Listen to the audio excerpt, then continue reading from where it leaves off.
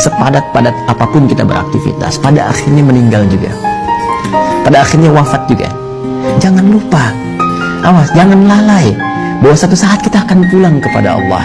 Apa yang kemudian ingin dipertaruhkan di dunia ini sampai Anda lupa mengerjakan ibadah, berangkat gelap, pulang gelap, demi harta tidak seberapa yang kalau didapat kemudian meninggal juga belum tentu dipakai, sampai berselisih, sampai bertarung, sampai ada yang saling menyingkirkan, menyungkurkan, bahkan mohon maaf sekali menumpahkan darah. Waliyadzubillah.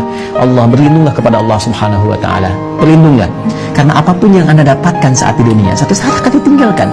Jika bukan Anda meninggalkan dunia, maka dunia akan meninggalkan Anda. Satu saat kita akan wafat. Dan bila seorang manusia telah wafat yang biasanya beraktivitas, ya, in qata'a sa'iru amalih, maka akan terputuslah semua aktivitasnya itu. Jangan sampai diberikan oleh Allah usia yang cukup panjang tapi nggak ada manfaatnya. Cobalah ditimbang-timbang sebelum tidur, sebelum beraktivitas. Saya ini usia udah berapa tahun? 10 tahun, 20 tahun, 30 tahun, rata-rata udah 40 tahun ke atas, Beb.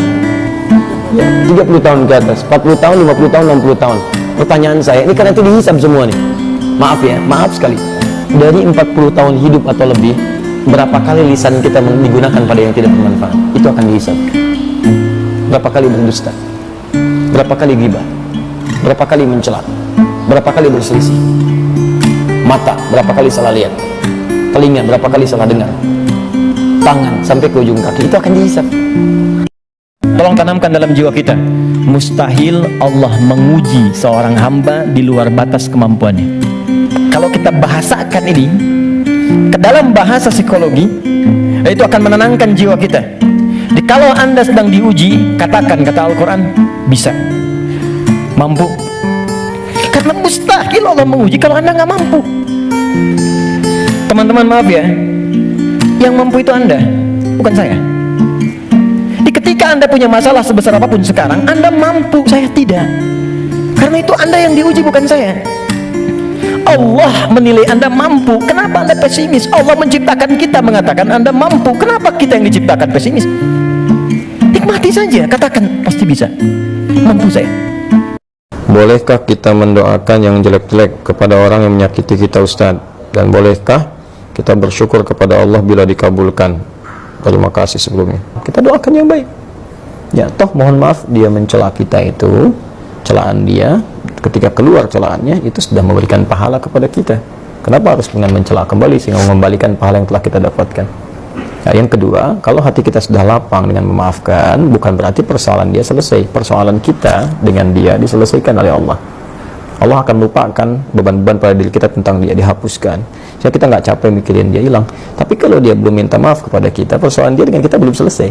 Dan dia akan berhadapan dengan Allah di hari kiamat nanti. Jadi nggak ada ruginya, kita dapat pahala. Ya, yang kedua, transferan dari dia tadi, kemudian kita dilupakan oleh Allah tentang perkara dia. Yang ketiga, dia tetap punya urusan dengan Allah sampai dengan hari kiamat. Kalau ingin mengecek iman kita masih ada atau tidak, salah satunya kalau mendengar kalimat Allah, masih ada getaran nggak dalam jiwa? Karena itu Allah perdengarkan kalimat Allah itu 5 kali dalam sehari untuk mengecek apakah subuh masih ada iman, pagi, siang masih ada iman, sore masih ada iman, maghrib masih ada iman, sampai malam masih ada iman. Karena kata Nabi, ada yang pagi-paginya beriman, sorenya udah hilang imannya. Ada yang sore beriman, paginya nggak ada imannya. 5 kali diperdengarkan dalam sehari. Allahu Akbar, Allahu Akbar. Ada getaran nggak? Kalau masih ada iman dalam jiwa kita, itu biasanya sekecil-kecilnya iman, itu ada getaran dalam jiwanya. Ya Allah, sudah adzan nih, sudah adzan, siap-siap gitu. Apa keutamaan seorang laki-laki sholat di masjid? Banyak keutamaannya. Pertama, di hadis Muslim, masjidnya saja Anda datang dapat 25 kebaikan. 25 itu jarak satu kedua 500 tahun, dua ketiga 500 tahun, tiga keempat 500 tahun. Kemudian Anda berangkat dari rumah, Anda berwudu. Saat Anda berwudu sampai ke masjid, maka saat itu Anda dihapuskan semua kesalahan-kesalahan yang kecil-kecil yang dikerjakan sampai Anda berwudu datang ke masjid itu. Yang ketiga, masuk masjidnya Anda mendapatkan pahala lebih daripada orang biasa. Kemudian Anda duduknya dihitung sebagai itikaf kalau diniatkan itikaf. Yang keempatnya, sholat jamaahnya 27 kali nilainya dibandingkan dengan sholat sendirian. Kemudian setiap zikirnya dihitung lebih daripada zikir orang lain. Dan yang terakhir, ini yang paling hebat, Anda dipercepat dikabulkan doanya sepanjang bermohon kebaikan kepada Allah Subhanahu wa ta'ala. Saudara-saudaraku itu adalah orang-orang yang tidak pernah melihatku, tapi mereka mau beriman kepadaku. Jadi kalau Nabi saja merindukan antum, kenapa antum tidak merindukannya? Kalau Nabi menantikan kita di surga, kenapa kita tidak menjemput penantian itu? Karena itulah Muhammad SAW akan menjemput umatnya di surga dan tidak melangkahkan kaki ke dalamnya sebelum berkumpul umatnya dibimbing beliau oleh SAW ke surga. Allahumma salli wa sallim wa barik alaihi. Allahumma salli wa sallim wa barik alaihi. Allahumma salli wa sallim wa barik alaihi.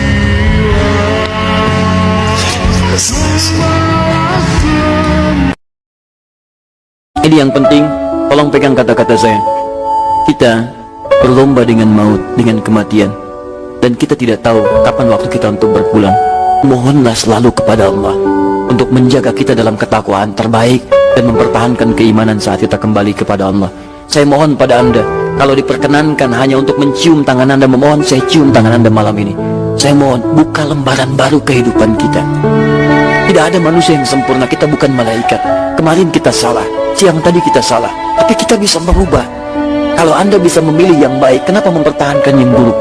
Karena itu, jika Anda tidak mampu berlomba dengan orang soleh meningkatkan ketakwaan, berlombalah dengan para pendosa untuk bertobat kepada Allah Subhanahu wa Ta'ala.